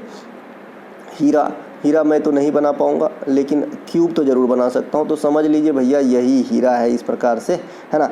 इसके अलावा हीरा प्रकृति में सबसे कठोर संरचना वाली तत्व होती है। हीरा पूर्ण आंतरिक परावर्तन के कारण चमकते हैं, है ना, टोटल रिफ्लेक्शन ऑफ लाइट के कारण मृगमरीच का हेलोसिनेशन भी बनती है। एंडोस्कोपी में भी यूज होता है, हीरा भी चमकता है, दरार पड़ा हुआ कांच भी चमकता है, ETC। इसके अलावा हीरा और ग्रेफाइट जो है ये कार्बन के मुख्य अपरूप है। कार्बन के बहुत सारे अपरूप है, जिंदगी बिना कार्बन के नहीं चल सकती, है ना। जैसे कोयला भी है कार्बन, आप क्रीम वगैरह लगाते हो उसमें भी कहीं ना कहीं कार्बनिक पदार्थ होते हैं। इसके अलावा ग्रेफाइट विद्युत का सुचालक होता है। पेंसिल बनाने में नाभिकीय रिएक्टर जो है पेंसिल बनाने और नाभिकीय रिएक्टर में मॉडरेटर, मंदक के रूप में इस्तेमाल किया जा सकता है आपका, किसको भाई, ग्रेफाइट का, है ना। इसके अलावा ग्रेफाइट 6 फलक वाली संरचना होती है। हीरा का आप वर्तनांक की बात करेंगे 2.42 होता है, जबकि ग्रेफाइट का 2.22 होता है। ठीक है ना। इसके अलावा जैसे यहाँ पे से मैंने अपने पढ़ाई के ज़माने में 2 चीज़ और याद रखा था कि जो आपका हीरा का अपवर्तनांक है ये आपका सिरका का पीएच होता है। तो सिरका का पीएच अगर आप देखेंगे तो 2.4 ही होता है, और जो आपका नींबू का पीएच होता है ये 2.2 ही होता है। तो मैंने बड़ा फनी वे में बनाया था, मैं वो चीज़ नहीं बता सकता यहाँ पे। तो आप जो है यहाँ पे 2.2 2.4 जो है लिख सकते हैं। फनी मतलब हंसी लगेगा, कुछ गलत नहीं सोचेगा कोई बच्चा भाई। इसके अलावा भारत में हीरा उत्पादन क्षेत्र मध्य प्रदेश में पन्ना है, इसे भी ध्यान रखेंगे। विटामिन B7 का रासायनिक नाम क्या है भाई? तो इसे बायोटीन कहा जाता है। बायोटीन विटामिन B7 का रासायनिक नाम है। विटामिन B1 का रासायनिक नाम थायमीन होता है। इसके कमी से बहुत ही प्रचलित रोग बेरी होती है, और कई साल आपने जो है एग्जाम में अटेंड किया होगा। विटामिन B2 का रासायनिक नाम राइबोफ्लोविन है। इसके कमी से कौन सी बीमारी होती है? पिछले क्लास में हमने आपको बताया था, बताइएगा। इसके अलावा विटामिन B3 का रासायनिक नाम क्या है? नियासिन। क्या है भाई? नियासिन। इसके अलावा विटामिन B6 का रासायनिक नाम क्या होता है? पायरोडॉक्सिन। विटामिन B5 का पेंटोथेनिक अम्ल। विटामिन B12 का साइनोकोबाल्मिन। और इसमें क्या पाया जाता है? तो कोबाल्ट धातु पाया जाता है। कोबाल्ट कैसा धातु होगा? लौह चुंबकीय, अनुचुंबकीय या प्रतिचुंबकीय? तो क्या कहते हो? ये लौह चुंबकीय होगा। इनके अलावा जल में घुलनशील अच्छा, लौह चुंबकीय, अनुचुंबकीय और प्रतिचुंबकीय का मैंने बता दिया है फार्मूला क्या होता है। लौह चुंबकीय मतलब आकर्षित होता है, और प्रतिचुंबकीय मतलब बिल्कुल आकर्षित नहीं होगा, ठीक है। इसके अलावा जो आपका जल में घुलनशील विटामिन है B और C, वसा में घुलनशील विटामिन है A, E, D, K, ये सब जो है वसा में घुलनशील विटामिन है, फैट सोलुबल है, और B और C जो है जल में सोलुबल है, ठीक है। इनके अलावा रक्त के थक्का, लौह चुंबकीय मतलब बहुत ज़्यादा चुंबकीय गुण वाला होगा। इसके अलावा रक्त में थक्का जमने में मदद करने वाला विटामिन K है, ठीक है। इसके अलावा आपके लिए उपयोगी विटामिन A रेटिनॉल कहा जाता है। आँख के लिए उपयोगी है। आँख यहाँ होगा, आपके लिए नहीं हो तो हमारे और आप सब के लिए भाई। आँख के लिए यहाँ शुद्ध करके दूंगा, कोई दिक्कत नहीं कीजिएगा भैया, शुद्ध करके दूंगा, ऐसा नहीं कि ऐसे ही PDF दे दूंगा। अब तो मैं PDF बनाना सीख लिया हूँ, अब किसी दूसरे आदमी से नहीं बनवाता, खुद ही बना लेता हूँ। हड्डी के मजबूती के लिए उपयोगी विटामिन D होता है, नहीं तो इससे हड्डी की बीमारी होती है। जनन क्षमता के लिए उपयोगी विटामिन E होती है, ठीक है। तो इसे भी ध्यान रखेंगे, ये E है, E। इसके अलावा अंतिम सेवाएं तथा मध्यवर्तीय वस्तु में कौन सा GDP के गणना में शामिल नहीं किया जाता है? 1-2 दिन पहले ये सेम क्वेश्चन मैंने आपको पढ़ाया है, लेकिन दूसरे क्लास में जो बच्चे वंचित रह जाएंगे, शायद एग्जाम में 2 नंबर छूट न जाए, इसीलिए मैंने उसे कॉपी किया है एक प्रश्न को, मैं सीधा बता रहा हूँ, ठीक है भाई। तो ये मध्यवर्ती वस्तु है कि भाई इसे जो है GDP के गणना में शामिल नहीं किया जा सकता, क्योंकि भाई डबल काउंट से बचा जाता है। डबल काउंट किस चीज़ में? मूल्य में, ठीक है। नहीं तो भाई ये भी GDP में आ जाएगा, पता चला 2 बार गना गया, है ना। इनके अलावा मध्यवर्ती वस्तु क्या होता है, ये मैं आपको बता चुका हूँ कि किसी चीज़ की एक शुरुआती वस्तु और एक लास्ट प्रोडक्शन, जो टैग करते हैं प्राइस जो लास्ट पे लगाते हैं, और शुरुआती हम खरीद के लाते हैं तो वहाँ भी, ठीक है। लेकिन मध्यवर्ती जो बीच की प्रोसेसिंग है उसमें हम नहीं ऐड करते हैं GDP के अंदर। इसके अलावा GDP किसी अर्थव्यवस्था द्वारा वित्तीय वर्ष में उत्पादित सभी सेवाओं और वस्तुओं का अंतिम मौद्रिक मूल्य होता है कि भाई पैसा में कन्वर्ट करेंगे तो ये कितना देगा, उसे GDP कहते हैं। GDP में से डिप्रिसिएशन यानी मूल्यह्रास को घटाएंगे तो NDP निकलेगा, नेट डोमेस्टिक प्रोडक्ट निकलेगा। इनके अलावा डिस्पोजल पर्सनल इनकम क्या होता है? डिस्पोजल मतलब यहाँ से आप खर्चा करने योग्य समझ लीजिए। तो मान लीजिए आपका सैलरी आया 5,000 रुपया, 5,000 रुपया क्यों आया, भगवान करे आपका 5 लाख आया, चलिए मान लीजिए 50,000 रुपया आया आपका सैलरी। तो इसमें जो है आपका 50,000 करेंगे तो 12 महीना में 6 लाख होगा। तो आपको जो है कम से कम हमारे ख्याल में कम से कम 13,000 के समथिंग आपको टैक्स लगेगा इस पर। तो जो आपका इनकम है अगर हर महीना ही लगा लें तो कम से कम 1,000 के करीब जो टैक्स कटेगा, और वो तब जो बचेगा ना वो आपके जो है इनकम। मैं बहुत लंबा चौड़ा करके इसको बता दिया, सीधे है जो आपको पैसा देगा सरकार या फिर आप किसी सोर्स से आप कमा रहे हो, तो उस पर जो आप टैक्स को घटाने के बाद जो आपका इनकम बचेगा वो आपको जो है डिस्पोजेबल इनकम है। मैं इसलिए थोड़ा सा 2 लाइन इसमें बढ़ा दिया, इसलिए कि मैं चाहता हूँ कि आप लोग इस चीज़ की फ़ायदा लो, ये सब चीज़ समझो, ये सब चीज़ जो है भोगो, है ना। ग्रोस नेशनल प्रोडक्ट GNP क्या होता है? GDP + X - M। ये X और M कौन है? तो X जो है ये हमारा कोई बंदा विदेश में जाके कमा रहा है वो X है, और M कौन है? कोई विदेशी बंदा हमारे देश में आके कमा रहा है वो M है। आप समझ गए होंगे। इसके अलावा निम्न स्तरीय वस्तु किसे कहते हैं? कि जब उपभोक्ता की आय बढ़ेगी, जब आपका इनकम बढ़ेगा तो निम्न स्तरीय वस्तु पर आप ध्यान नहीं देंगे, उसे निम्न स्तरीय वस्तु कहा जाता है। जैसे गाँव घर में शाम में मंडी में जाता है बहुत सारे आदमी, मैं मजाक नहीं उड़ा रहा हूँ किसी को, मैं खुद ही गया हूँ, ठीक है। शाम में जाता है मंडी में बहुत सारे आदमी, जब बचा हुआ चीज़ रहता है, हालांकि वो छांटा हुआ चीज़ रहता है, लेकिन सस्ता देता है, ठीक है। तो उस समय पैसे कम रहते हैं लोगों को, तो चलता है चलो ठीक है, कुछ ना से तो कुछ अच्छा, कुछ तो ज़्यादा मिले, ठीक है, क्योंकि चुन चुन के तो लेना ही है, ठीक है। इसके अलावा जब ज़्यादा पैसा होगा तो वहीं पे एक बैगन अगर 10 रुपये कोई बेच रहा है, एक 15 रुपये बेच रहा है, तो आप कहोगे पहले मन में तो ये बात आता है कि ये 10 रुपये बेच रहा है, इसका मतलब कुछ ना कुछ लो है, ये 15 वाला लो, है ना। तो यही से ऐसे वस्तु को क्या कहते हैं, निम्न स्तरीय वस्तु कहते हैं, ठीक है। इसके अलावा जो आपका मांग के नियम के विपरीत कार्य करता है उसे गिफिन वस्तु कहते हैं। मांग का नियम क्या होता है, भाव बढ़ने से मांग घटता है और भाव कम होने से मांग बढ़ता है, और जिस पे ये नियम लागू नहीं होता वो क्या होता है, गिफिन वस्तु होता है। जीडीपी में सर्वाधिक योगदान कौन देता है, अभी 2 स्टेट, तो पहला महाराष्ट्र, दूसरा उत्तर प्रदेश। इसके अलावा नारियल का वैज्ञानिक नाम क्या है भाई, क्रॉस न्यूसीफेरा, है ना। एक न्यूलिम्बो न्यूसीफेरा भी है जो कमल का वैज्ञानिक नाम है, ये है आपका नारियल का है क्रॉस न्यूसीफेरा, ठीक है। भारत में नारियल का सर्वाधिक उत्पादन कहाँ पे होता है, कर्नाटक, तमिलनाडु और केरला में होता है, ठीक है। यानी साउथ में नारियल का उत्पादन होता है। महाराष्ट्र में भी होता है नारियल का उत्पादन, लेकिन उतना नहीं होता है। महाराष्ट्र में जो बीच एरिया है ना वहाँ भी होता है, जैसे अलीबाग वगैरह रायगढ़ डिस्ट्रिक्ट में जाएंगे तो वहाँ भी नारियल का जो है अच्छा खासा खेती होता है, लेकिन इसमें जो इतना भी नहीं होता है कि इसमें नाम आ जाए। इसके अलावा नारियल में खाने योग्य भाग को एंडोस्पर्म कहते हैं। क्या कहते हैं भाई, एंडोस्पर्म। और पानी तो पीते हैं तो वो तो अमृत ही है नारियल की पानी, क्योंकि मैं इसका जो है भुक्तभोगी हूँ। जब मेरे पेट दर्द हुआ था, जैसा कि आप समझ रहे हैं, मैं काफ़ी दिन ग्रुप डी के एग्जाम पिछले 2022 में, उसके बाद मैं यूट्यूब पे एक्टिव हुआ हूँ, है ना, काफ़ी दिन गैप रहा था, तो उसमें जो है सबसे ज़्यादा काम नारियल का पानी ही किया था। गेहूं का वैज्ञानिक नाम ट्रिटिक्रम एस्टिवम, है ना। प्रमुख रबी की फसल सर्वाधिक जो है गेहूं का जो है, गेहूं क्या है तो प्रमुख रबी की फसल है, सर्वाधिक आपका उत्तर प्रदेश में होता है। उत्तर प्रदेश में हरित क्रांति में सबसे अधिक प्रभाव किस पे डाला गया, तो गेहूं पे डाला गया। हरित क्रांति के जनक भारत में कौन है, एम.एस. स्वामीनाथन, और विश्व स्तर पे कौन है, तो नॉर्मन बोरलॉग है, ठीक है। तो ये दोनों ध्यान रखेंगे, मैं जो चीज़ मिलता जाता है उसको जोड़ता जाता हूँ ताकि आपको याद हो। रबर का पेड़, इसका जो है वैज्ञानिक नाम हीविया ब्रांसिलियस है। भारत में रबर की खेती सबसे अधिक कहाँ पे होती है, केरल में होती है। प्राकृतिक रबर किसका बहुलक होता है, तो आइसोप्रीन का बहुलक होता है। आइसोप्रीन में 2 डबल बॉन्ड होता है, मैंने उस दिन आपको बताया था। इसके अलावा काली मिर्च माने मरीच, पैमर नाइग्रम। भारत में सबसे अधिक मसाले का उत्पादन कहाँ पे होता है, केरला में। इसीलिए केरल को क्या कहते हैं, मसाले का उद्यान कहते हैं। केरल में और क्या है, साइलेंट वैली परियोजना भी है। केरल में ओणम त्यौहार भी होता है। केरल में इंडिया की सबसे पुरानी मस्जिद जुरामन मस्जिद भी है, ये सब ध्यान रखेंगे। इनके अलावा चाय का वैज्ञानिक नाम कमलिया सेंसेसिस। अब कमलिया चाय मतलब कम लाओ चाय, वैसे भी चाय बहुत कम लोग पीता है, और कोई कोई होता है कि 2 गिलास पी जाता है, नहीं तो चाय बहुत कम पीने की चीज़ है, और हम लोग तो सिर्फ नाम के लिए ही पीते हैं, कभी कभी पीते भी नहीं। तो ये कमलिया सिंसेनी चाय उत्पादन में प्रथम चीन है, असम, और इंडिया में प्रथम स्थान असम का है। विश्व में जो है भारत सबसे अधिक चाय उत्पादन तथा उपभोक्ता है। अब ये रिकॉर्ड खत्म हो गया, बता, ये रिकॉर्ड अब खत्म हो गया, ठीक है। तो इसे इग्नोर करें, इसे इग्नोर करें, ठीक है। अभी विश्व में सबसे अधिक चाय जो है आपका चाइना उगाने लगा है, ठीक है। तो ये जो अंतिम कॉमा के बाद वाला है लिखा हुआ, ये ख़त्म करें, ठीक है। कॉफ़ी का वैज्ञानिक नाम आपका अरेबिका है, कॉफ़ी अरेबिका। कॉफ़ी का उत्पादन भारत में सर्वाधिक कहाँ पे, कर्नाटक में। एक कॉफ़ी सावर भी होता है जो प्रे मानसून वर्षा होता है। एक आम्र वर्षा होता है, वो भी प्रे मानसून वर्षा है। एक काल वैसाखी होता है, वो भी प्रे मानसून वर्षा की टाइप है, लेकिन वो दुखदाई है, वो जो है क्षति पहुँचाता है कहाँ पे, बंगाल वगैरह में। और ये सब आता है प्रे मानसून, आम्र वर्षा और कॉफ़ी सावर, ये कहाँ पे आता है, तो ये आपका आता है साउथ में। एक चेरी ब्लॉसम भी आता है, और चेरी ब्लॉसम फेस्टिवल भी होता है, जो आपका फेस्टिवल होता है तो उत्तर पूर्वी भारत में। चेरी ब्लॉसम जो आता है वो साउथ इंडिया में आता है, ठीक है। धान का क्या नाम है भाई, अराइजा सैटिवा।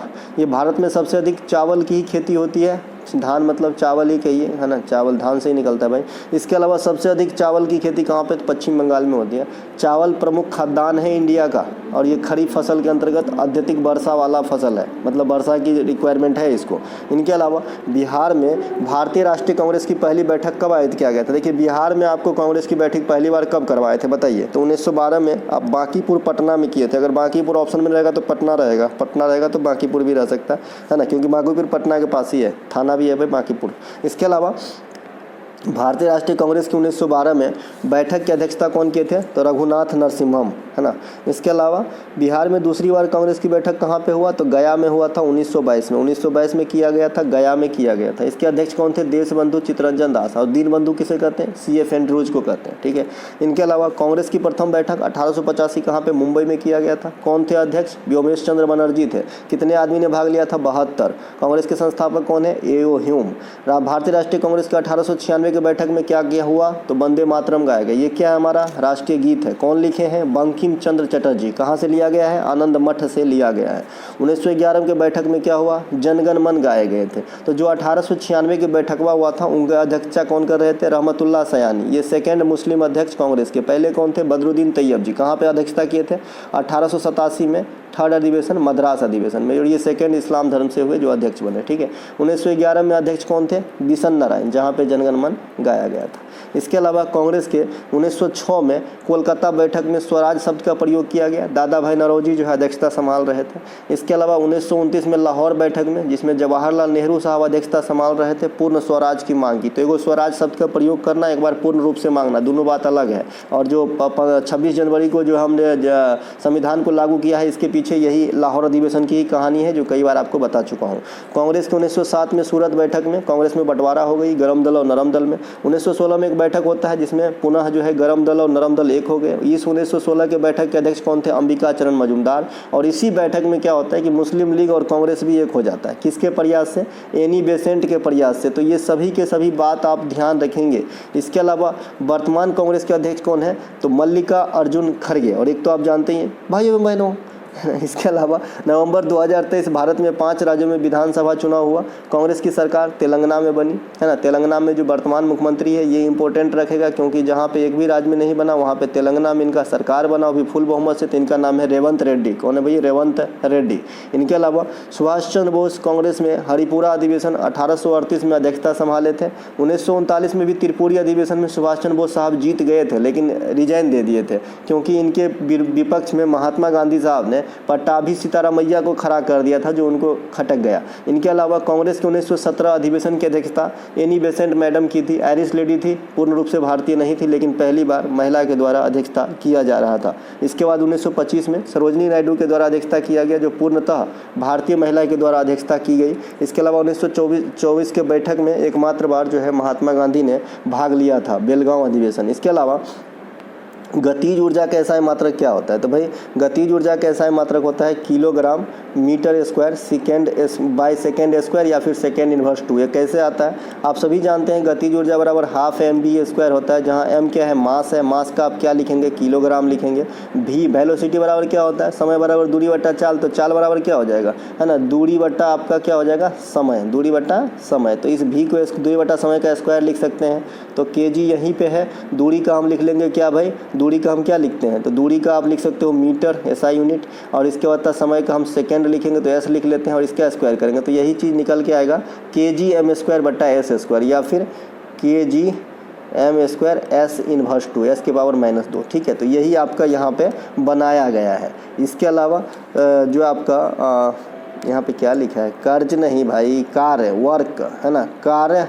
और ऊर्जा का मात्रक क्या होता है, जूल होता है। ठीक है, इसे भी सही करके देंगे। 2 जगह आपका वर्ड मिस्टेक है, सही बात है। आज तो बहुत सुधार है, नहीं तो 3-4 जगह तो रहता था पहले, है ना। धीरे धीरे सुधार कर लेंगे, सीख लेंगे। वो भी क्या है, हमारे घर वाले टाइप कर देते हैं, कंटेंट मैं लिख के आ जाता हूँ। नाइट ड्यूटी करके आया, अभी सो गया। 2-3 बच्चे कुछ सवाल भी पूछे, उनको भी जवाब देना है। तो बहुत सारा जो है टाइम फैक्टर होता है मेरे पास। तो किस पिंड की गति को दुगुना कर दिया जाए तो गतिज ऊर्जा पर क्या प्रभाव पड़ेगा, है ना। किसी पिंड की गतिज ऊर्जा को गति को दुगुना कर दिया जाए तो गतिज ऊर्जा पर क्या प्रभाव पड़ेगा, आप लोगों के लिए क्वेश्चन है। दूसरी है, पिंड के द्रव्यमान दुगुनी की जाए तो गतिज ऊर्जा पर क्या प्रभाव पड़ेगा, ये भी आप लोगों के लिए ही है। ठीक है, ऑप्शन देता हूँ। पहले में चौगुना, तिगुना, दुगुना, पाँचगुना। दूसरा में देता हूँ दुगुना, तिगुना, चौगुना, पाँचगुना, मतलब 2 से लेकर 5 गुना तक है। ठीक है, बताइएगा। इसके अलावा महात्मा गांधी को चंपारण सत्याग्रह में भाग लेने के लिए किसने आमंत्रण दिया था, तो राजकुमार शुक्ला ने दिया था। लेकिन अगर इसी क्वेश्चन को घुमा के आपसे पूछे कि महात्मा गांधी को चंपारण सत्याग्रह में भाग लेने के लिए राजकुमार शुक्ल ने किस अधिवेशन में जो है आमंत्रण दिया था, या इन्वाइट किया था, या फिर उनसे मशवरा किए थे, तो क्या बताइएगा, फिर 1916 कांग्रेस के अधिवेशन। राइट, ठीक है भैया। तो महात्मा गांधी के बारे में थोड़ा सा समझते हैं। पैसा पर भी गांधी जी, और हम पैसा के लिए ही तो नौकरी लोग चाहते हैं, है ना। कहीं ना कहीं ये अटल सत्य है, लेकिन क्या करें बताइए ना। महात्मा गांधी 1893 में साउथ अफ्रीका गए थे। 1915 में 9 जनवरी को लौटे थे। ठीक है भैया। तो जो लौटे थे ना, उस दिन को हम प्रवासी दिवस के रूप में मनाते हैं। पहले तो हम हर साल मनाते थे, लेकिन अब हम बाइनियल मनाते हैं। 2023 में हम प्रवासी दिवस कहाँ पे सेलिब्रेट किए हैं, तो इंदौर में किए हैं, है ना। इसके अलावा जहाँ पे गुयाना के राष्ट्रपति आपका चीफ जस्टिस था, तो 2024 में नहीं करेंगे, हम 2025 में बढ़िया से सेलिब्रेट करेंगे, ठीक है। इनके अलावा गांधी जी साउथ अफ्रीका में वापस आने के बाद सर्वप्रथम कांग्रेस के 1916 के बैठक जो लखनऊ में आयोजित किए गए थे, वहीं पर राजकुमार शुक्ला ने गांधी जी से भेंट की और उन्हें चंपारण आने के लिए जो है इन्विटेशन दिए, ठीक है। इनके अलावा साउथ अफ्रीका से लौटने के बाद गांधी जी का यह प्रथम सत्याग्रह था। कौन सा? चंपारण। ये किस लिए था भाई? 3 कठिया पद्धति था कि 1 बीघा में 3 कट्ठा जो है आपको ज़मीन खेती करना पड़ेगा। इसके अलावा गांधी जी साउथ अफ्रीका में नेटाल भारतीय कांग्रेस की स्थापना किए थे। चूँकि बिहार में जो है 20 कट्ठा का बीघा होता है, तो 20 में 3 होगा, ठीक है भाई, इस प्रकार से 20 में 3। इसके अलावा गांधी जी ने फिनिक्स फार्म से जुड़े रहे, टॉल्स्टॉय फार्म से भी जुड़े रहे गांधी जी। कहाँ पे, है ना, कहाँ पे जुड़े रहे? आपका अफ्रीका की बात है, फिनिक्स फार्म, टॉल्स्टॉय फार्म। इसके अलावा गांधी जी 1918 में खेरा सत्याग्रह, ये खेरा गुजरात में है। 1918 में अहमदाबाद मिल वाला सत्याग्रह। 1920 में जो है आपका पूरे इंडिया स्तर पे सत्याग्रह हुआ है 1920 वाला, तो इसमें भी भाग लिए। मुख्य नेता गांधी जी ही थे। 1922 में असहयोग आंदोलन को बंद करना पड़ा, क्योंकि चौरा चौरी हत्याकांड हो जाती है। 1930 में दांडी मार्च किए थे, नमक वाला। 1931 में गांधी इरविन समझौता किए थे। 1931 में ही द्वितीय गोलमेज सम्मेलन में भाग लिए थे गांधी इरविन समझौता के बाद। 1932 में अम्बेडकर साहब के साथ पूना पैक्ट किए थे। 1942 में भारत छोड़ो आंदोलन किए थे और 1948 में इस दुनिया को त्याग दिए थे। इनके अलावा गांधी जी के राजनीतिक गुरु किसे माना जाता है, तो गोपाल कृष्ण गोखले को गांधी जी ने केसर हिंद की उपाधि लौटा दी थी आपका जलियांवाला बाग हत्याकांड के कारण। और गांधी जी को महात्मा की उपाधि रविंद्रनाथ टैगोर ने ही दिया है। रविंद्रनाथ टैगोर ने नाइटहुड की उपाधि लौटा दी थी आपको अंग्रेज को जलियांवाला बाग हत्याकांड 13 अप्रैल 1919 के बाद, ठीक है। गांधी जी की रचना जो है, रचनाओं में यंग इंडिया आएंगे, हरिजन आएंगे, इंडियन ओपिनियन आएंगे, माई एक्सपेरिमेंट विद ट्रूथ, ये सबसे ज़्यादा पूछा जाता है। एथिकल रिलीजन, ये सभी के सभी गांधी जी के प्रमुख पुस्तकों में से है। एक प्रश्न और पूछा जाता है कि गांधी जी निम्नलिखित में से किसके विचारधारा से प्रेरित थे, तो देखिए गांधी जी जो है टॉल्स्टॉय से और जॉन रस्किन से बहुत प्रेरित थे। जब ऑप्शन में आपको एक ही दिया जाएगा तो इसमें जॉन रस्किन है, वो रस्किन बॉन्ड दे देता है, ठीक है। तो रस्किन बॉन्ड तो आधुनिक राइटर है, तो उस समय गांधी जी कहाँ से, ठीक है, अभी भी लिख रहे हैं किताब रस्किन बॉन्ड, तो आपको जॉन रस्किन मारना है, ठीक है भैया, है ना। अनटू दिस लास्ट किताब इनका है, जॉन रस्किन का। इन किताब से वो बहुत प्रभावित हुए। इनके अलावा अग्नाशय रस का पीएच मान कितना होता है, तो 7.5 से लेकर 8 तक होता है अग्नाशयी रस का पीएच मान, ठीक है। मानव मूत्र का पीएच 6 से 7 के बीच में होगा। इसके अलावा पीएच स्केल की खोजकर्ता कौन है, सोरेनसन महोदय है, ठीक है भाई। इसके अलावा 7 से कम पीएच वाले को क्या कहते हैं, एसिटिक कहते हैं, यानी अम्लीय कहते हैं। और 7 से अधिक अगर आपका पीएच यानी यहाँ से यहाँ तक अम्लीय है और यहाँ से अधिक यहाँ तक क्षारीय है, 7 से अधिक होगा तो अल्कलाइन या क्षारीय कहलाता है। बहुत सारे तथ्यों को इसमें समावेश किया गया कि किसका कितना पीएच होता है, आप देख लीजिएगा। पीडीएफ तो लेना ही है, अगर आप लेंगे तो लेना ही है। मैं ये नहीं कह सकता हूँ मेरे भाई, है ना, मैं ये बिल्कुल नहीं कह सकता हूँ, बस आपके आत्मसम्मान की रक्षा कर रहा हूँ। नहीं तो 20, 25, 30 रुपया में कौन आपको जो है क्लास देगा, वो भी प्यूरीफाइड कंटेंट, हमको नहीं लगता है। और कोई देते होंगे तो हमसे बहुत, मैं उनको कोटि कोटि नमन करता हूँ कि भैया ऐसे भी महापुरुष हैं दुनिया में। मैं ये नहीं बोलता हूँ कि मैं बहुत अच्छे हूँ भाई, मैं तो सिर्फ जो है अपना कर्म कर रहा हूँ, जो कर्म करना चाहिए कि इंसान को इंसान के लिए, ठीक है।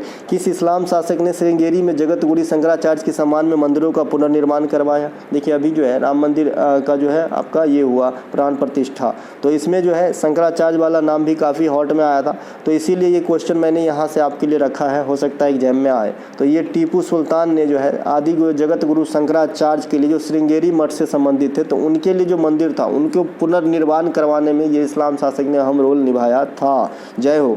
इसके अलावा टीपू सुल्तान अपने राजनीतिक व्यवस्था में जो है सीख कहाँ से ग्रहण की थी, तो फ्रांसीसी क्रांति से काफ़ी प्रेरित थे टीपू सुल्तान। फ्रांसीसी क्रांति कब होती है, 1789 में होती है, ठीक है भाई। इसके अलावा टीपू सुल्तान की राजधानी कहाँ थी, श्रीरंगपट्टनम। टीपू सुल्तान ने भारत, जिसे मैं मैसूर को भारत के लिए यहाँ पे लिख दिया हूँ, मान लीजिए टीपू सुल्तान मैसूर का शासक था, तो मैसूर, अब मैं भारत यहाँ पे लिख दिया, तो इसे अभी 2 मिनट के लिए भूल जाइए। मैसूर और फ्रांस के बीच संबंध को मजबूती देने के लिए श्रीरंगपट्टनम में स्वतंत्रता का वृक्ष लगाया, ठीक है भाई, तो ये ध्यान रखेंगे। इनके अलावा तृतीय आंग्ल मैसूर युद्ध 1790 से 1792 टीपू सुल्तान की हार हो गई, और इसमें समय अंग्रेज कौन थे, तो कर्नवालिस थे। हार के बदले टीपू सुल्तान को कौन सी संधि करनी पड़ती करती है तो श्रीरंगपट्टनम की संधि। आपसे पूछा जाता है श्रीरंगपट्टनम की संधि किस युद्ध में हुआ था, तो थर्ड आपका जो है अंग्ल मैसूर युद्ध में। और चौथा अंग्ल मैसूर युद्ध में टीपू सुल्तान की मृत्यु हो गई थी 1799 में। तो ये बात भी ध्यान रखेंगे।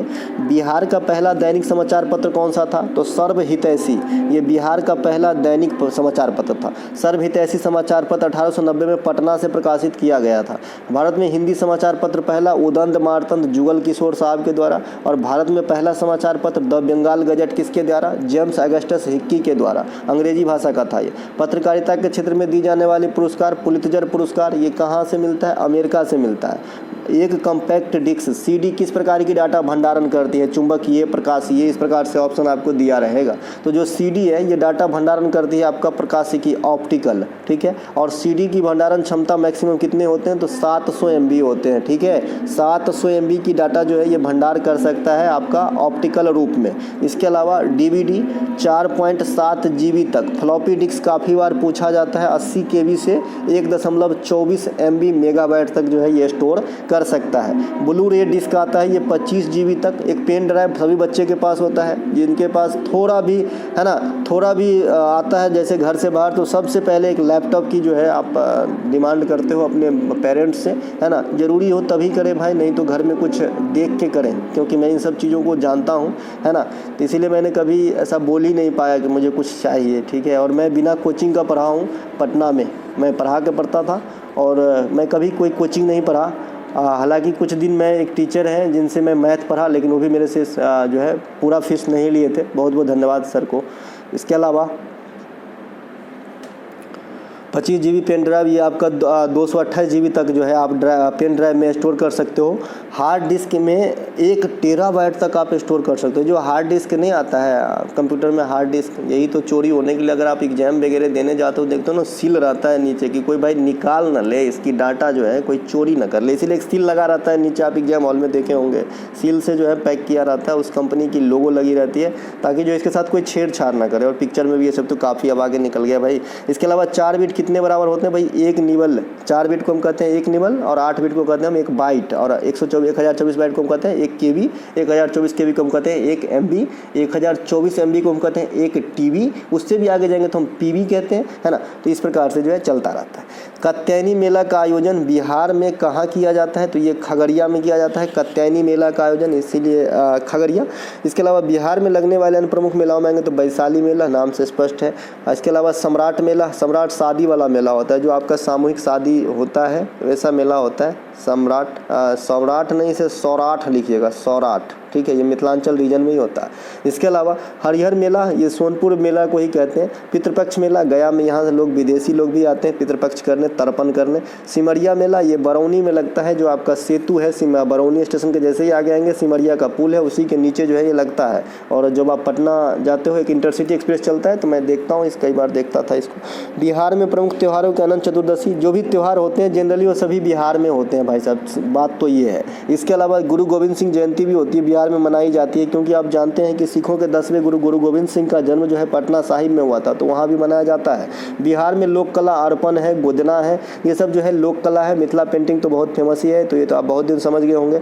बिहार की प्रमुख लोक नृत्य जट जटिन, झिझिया, सामा चकेबा, ये छठ के समय होता है। सामा चकेबा छठ त्यौहार सबसे फेमस है। इनके अलावा टिटरन, जो वरुण का सबसे बड़ा उपग्रह है, किस दिशा में चक्कर लगाता है, देखिए एक तो होता है टाइटन, जो घड़ी भी होता है। टाटा का ऐसा है टाइटन प्रोडक्ट घड़ी का, मैं तो कभी देखा नहीं, है ना। तो ये जो है टाइटन, तो ये टाइटन के जैसा ही एक और नाम है भैया, टिटरन, ठीक है। तो ये जो टिटरन है ना, ये वरुण की ग्रह है ना, वरुण की उपग्रह है। ये पूर्व से पश्चिम की तरफ चक्कर लगावे है, ठीक है। और एक टाइटन है ना, वो शनि का है, ठीक है भाई। तो दोनों में थोड़ा सा फर्क है, और कई बार बच्चे सिर्फ टाइटन याद कर लिए हैं, शनि का उधर जाके जो है सीधे टिटरॉन लिखा रहता है, ऊपर से थोड़ा नहीं देखा, मार दिया शनि, खट से आके घर में मिला, गलती हो गया।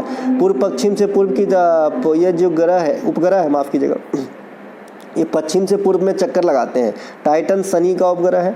वर्तमान में शनि के पास सबसे अधिक उपग्रह है, लेकिन ये डाटा अभी जो है पिछले 6-7 महीने से ओवरलैप करता रहता है, कभी बृहस्पति बने हैं, कभी शनि बने हैं, इसीलिए स्टार लगा दिया हूँ यहाँ पे। इसके अलावा सौर मंडल के सौरमंडल की सबसे बड़े उपग्रह बृहस्पति के पास है, गैनामीड, ये सबसे बड़ी उपग्रह है सौरमंडल का जो बृहस्पति का है। सबसे छोटा उपग्रह मंगल का है जो सौरमंडल का भी सबसे छोटा है। पृथ्वी का एकमात्र उपग्रह चंद्रमा है। बिना दो उपग्रह वाले दो ग्रह कौन कौन से हैं? तो एगो बुध और एगो शुक्र, इन दोनों के पास कोई भी उपग्रह नहीं। पृथ्वी का बहन सबसे चमकीला तारा मॉर्निंग स्टार, इवनिंग स्टार, सबसे गर्म ग्रह पीला ग्रह लूसीफर ग्रह, ये सभी को सभी शुक्र ग्रह को कहा जाता है। शुक्र ग्रह ठोस नहीं है, मैंने आपको बताया था कि ठोस ग्रह जो है सबसे ज़्यादा ठोस हमारा कौन है भाई? पृथ्वी है। इसके अलावा दो जुड़वा भाई ग्रह किसे कहते हैं? अभी आपने जुड़वा बहन देखा तो शुक्र और पृथ्वी, अभी दो जुड़वा भाई अरुण और वरुण को कहा जाता है, ठीक है। अरुण ग्रह को हरा ग्रह भी कहा जाता है, मंगल ग्रह को लाल ग्रह कहा जाता है, पृथ्वी को नीला ग्रह कहा जाता है। सूर्य के नज़दीकी 4 ग्रह को आंतरिक ग्रह कहा जाता है या पार्थिव ग्रह कहा जाता है, और दूर स्थित 4 ग्रह को हम क्या कहते हैं? जोवियन ग्रह या बाहरी ग्रह कहा जाता है। आपके सामने है ग्रह, कई बार सौरमंडल पढ़ा चुके हैं। सबसे इंपॉर्टेंट बात इस स्लाइड में लिखा है कि देखिए ये बुध है, बुध सबसे पहले जो है सूर्य का चक्कर लगाता है, तो इसे परिक्रमण काल कहते हैं, ठीक है। परिक्रमण सबसे पहले कौन पूरा करता है? तो बुध करता है। और परिभ्रमण सबसे पहले कौन पूरा करता है? तो बृहस्पति पूरा करता है, ठीक है। बृहस्पति जो है ये आपका परिभ्रमण से क्या तात्पर्य है भाई? परिभ्रमण मतलब अपने ही एक्सिस पे रोटेट होना, चक्कर लगाना। तो अपने एक्सिस पे सबसे फास्ट कौन चक्कर लगाता है? बृहस्पति। और सूर्य का सबसे फास्ट चक्कर कौन लगाता है? तो बुध। तो अपने एक्सिस पे सबसे लेट भी कोई चक्कर लगाता होगा, तो सबसे लेट चक्कर लगाता है अपने एक्सिस पे शुक्र, और सूर्य का सबसे लेट चक्कर लगाता है कौन भैया? जो सबसे दूर है यानी वरुण। तो ये चारों बात स्पष्ट रूप से याद रखना। इसके अलावा हिंद महासागर की सबसे गहराई वाली स्थल का नाम क्या है? इसे जावागर्त को ही सुंडागर्त कहते हैं, ठीक है। इसके अलावा हिंद महासागर एक मात्र ऐसा महासागर है जिसका नाम किसी देश या अर्थात भारत के नाम से रखा गया है, और इसे हाफ महासागर यानी अर्ध महासागर भी कहा जाता है।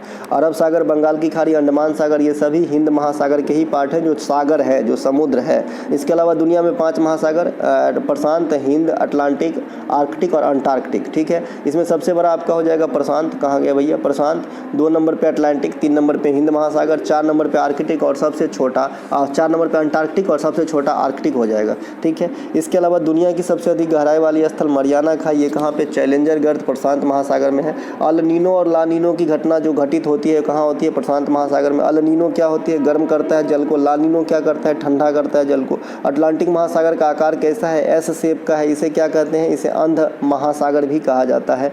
पश्चिमी विक्षोभ की घटना कहाँ उत्पन्न होती है? भूमध्य सागर में होती है। भूमध्य सागर से लाल सागर को कौन जोड़ता है? स्वेज नहर जोड़ता है। भूमध्य सागर के कारण भारत में कहाँ पे वर्षा होता है? उत्तर पश्चिम भारत में वर्षा होता है। अगला प्रश्न है, प्रमुख पुस्तक द रोड अहेड के लेखक कौन है? विल क्विल्टन है। A promised land, dreams from my father, और the city of hope, change we can believe in आदि के लेखक कौन है? भूतपूर्व राष्ट्रपति अमेरिकन बराक ओबामा साहब। इसके अलावा the light we carry becoming American ground, etc के लेखिका कौन है? Michelle Obama. The 7 lamp of architecture, unto the last, John Ruskin. इसी अनटू द लास्ट पुस्तक से जो है महात्मा गांधी काफ़ी प्रभावित हुए। इसके अलावा the golden years, the blue umbrella, the golden years, the blue umbrella, the room on the roof, है ना, रोड टू मसूरी, ये रस्किन बॉन्ड की पुस्तक है। The paradoxical prime minister, Ambedkar A life an era of darkness, ये शशि थरूर की पुस्तक है। इनके अलावा सरीसृप वर्ग में हृदय में कुल कितने आलिंद होते हैं? देखिए हमारे और आपके हृदय में 2 आलिंद और 2 निलय हैं। तो जो सरीसृप होते हैं ना, इसमें 2 गो आपका क्या होता है? आलिंद होता है, और 1 गो निलय होता है, क्योंकि इसके हृदय 3 चैम्बर वाले होते हैं, 3 कोष्ठक वाले होते हैं। सरीसृप के साथ साथ उभयचर में भी सेम प्रोसेस होती है।